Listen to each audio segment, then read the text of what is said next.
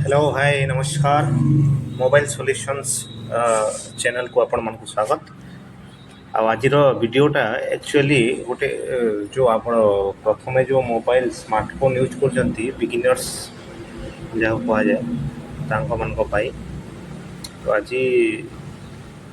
Video रे आपण मन को देखेबी आपण जिते बेले भी मोबाइलटा यूज करुवे नुआ नुआ आनिकी मोबाइलटा स्मार्टफोन से देखिए रोटेशन गोटे प्रोब्लेम रहे कि आप मोबाइल को जदि रोटेट कले ताहले स्क्रीन भी रोटेट हो जाए आउ सेटा समस्त को पसंद आसेनी।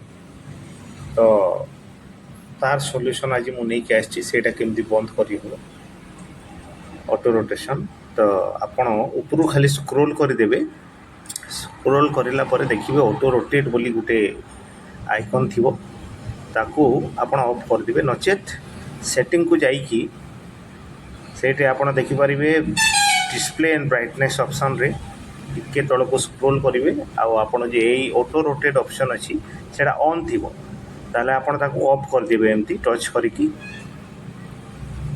तापरे जो आपणकर जो प्रोब्लेम रोची सेटा आउ रहिबनी जेमती कि एबे आपण देखि परथिबे स्क्रीन टे मु रोटेट करुच्ची मोबाइल को किंतु स्क्रीन टा रोटेट होनी सेमती पोर्ट्रेट रही जाइए। तो से करबा परे आपण प्रॉब्लम सॉल्व कर पारिबे। आउ धन्यवाद वीडियो देखिया पई। अनुरोध करबी चैनल को लाइक एवं सब्सक्राइब करिबे।